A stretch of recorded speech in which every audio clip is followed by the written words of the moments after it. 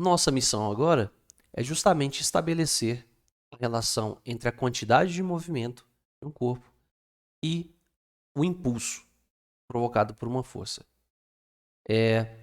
Então, vamos pensar aqui. Ó. Nós apresentamos que se uma força resultante sobre um corpo, que é a soma de todas as forças sobre ele, né, agir sobre um determinado tempo, nós temos o que chamamos de impulso. Né? Este impulso, como bem sabemos, deixa eu chamar aqui, né? Usamos a letra I para isso. O impulso, uma força, é o produto da força resultante, onde essa força resultante é a soma de todas as forças sobre o corpo, e o tempo de atuação dessa força. Por outro lado, sabemos que se uma força resultante age sobre um corpo, isso irá provocar nele uma aceleração. Então, se antes ele tinha uma velocidade v0 inicial, depois de um certo tempo de aplicação dessa força, ele vai ter uma outra velocidade v, uma velocidade final, que podemos relacionar com a aceleração da seguinte forma. Sabemos que a aceleração do corpo é a razão entre a variação da velocidade e o tempo gasto para essa mudança. Colocando em termos das grandezas finais e iniciais, eu sei que isto aqui não é nada mais do que ΔV é a velocidade final menos a velocidade inicial, e o ΔT é um instante de tempo final menos um instante de tempo inicial, como já vimos lá na cinemática. Ora, se quisermos escrever esta força em termos desta aceleração, podemos através da segunda lei de Newton. Nós sabemos que, pela segunda lei,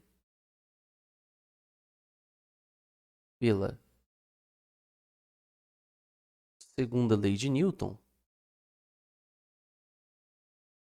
e a força resultante é igual à massa desse corpo vezes a sua aceleração. Assim eu posso escrever o impulso em termos dessas grandezas. Então, o nosso impulso será a massa vezes a aceleração do corpo vezes ΔT.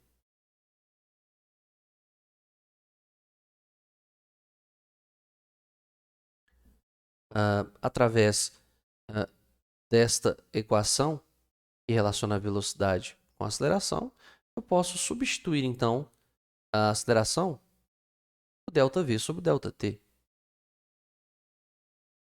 Então vai ficar assim, ó. O impulso é a massa vezes ΔV sobre ΔT vezes ΔT. Claramente aqui eu vejo que estes ΔTs se cancelam.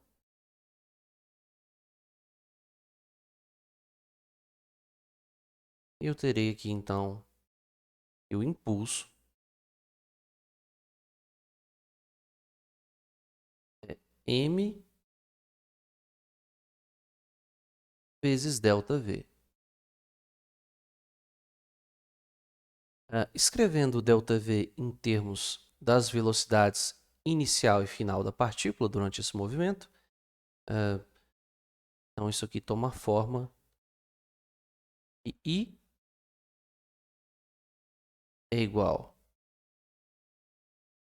a massa vezes a velocidade final menos m vezes a velocidade inicial, em que eu simplesmente multipliquei a massa por essa diferença, que é o próprio ΔV. Tem o produto da massa com a velocidade como sendo o nosso momento. Então, sabemos que P é igual a m vezes v. Então, este aqui é o nosso momento final e este aqui é o nosso momento inicial. Ou, né, como você queira, a quantidade de movimento, tá? Então, isso aqui vai ficar I igual ao P final menos o P inicial. É claro que uma grandeza final, né, menos o seu valor inicial, é um delta. A gente chama isso aqui então de ΔP. Então, o impulso é a variação da quantidade de movimento ΔP. A esse resultado, né, nós damos o nome de teorema do impulso. O que ele quer dizer? Então, o impulso provocado por uma força, né, no intervalo de tempo ΔT causa nesta partícula uma variação na sua quantidade de movimento. Bem, o próximo passo é estudar em que circunstâncias a quantidade de movimento se conserva. Para tanto, eu quero que você imagine, como representado nessa figura, um sistema de partículas, sendo que cada uma delas possui sua própria massa, com sua própria velocidade, tendo assim cada uma a sua própria quantidade de movimento. Agora imaginemos que este sistema pode estar submetido às seguintes situações.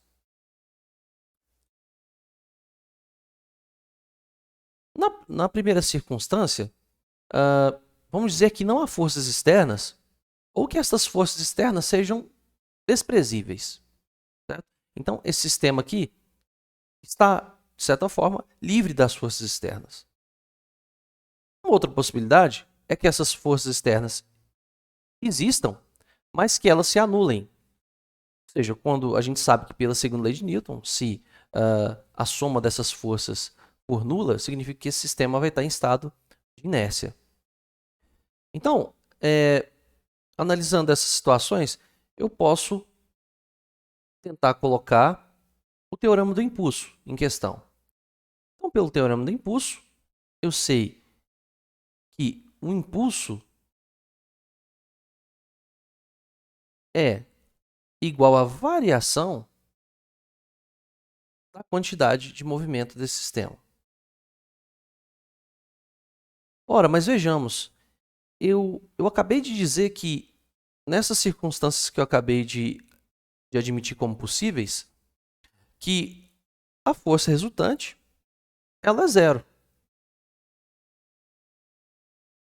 Não, eu acabei de ver que a força resultante sobre este sistema é nula. E isso implica, é claro, se eu pensar bem, que I, ou seja, o meu impulso, é justamente a força resultante vezes o tempo. Logo, se a força resultante for nula, o meu impulso, consequentemente, será também nulo. O impulso igual a zero. Se o impulso for zero, substituindo essa condição aqui no nosso teorema do impulso, eu vou concluir que a variação da quantidade de movimento também é zero. Então, eu sei que a variação da quantidade de movimento é o quê? É o momento final, vamos colocar assim, menos o inicial. Vou utilizar uma nomenclatura diferente, vou colocar aqui para enfatizar que é o final e inicial. Isso claramente implica que a quantidade de movimento no início vai ser igual à quantidade de movimento no final de um determinado processo. O que isso implica? Quer dizer que na ausência de forças externas, né, ou se a resultante das forças externas for nula, o que eu tenho é que não há a variação da quantidade de movimento. Ou seja, há a conservação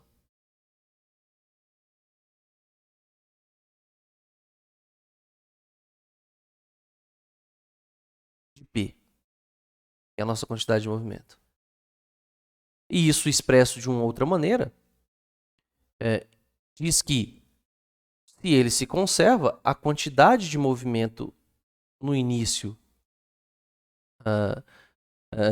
num determinado instante, né, de tempo, né, depois que esse processo passa, a quantidade de movimento será a mesma. Ou seja, não há alteração. Né?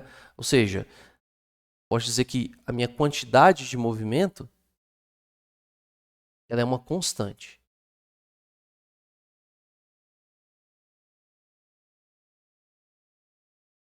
Nós vamos nos valer desse fato para estudar agora uma série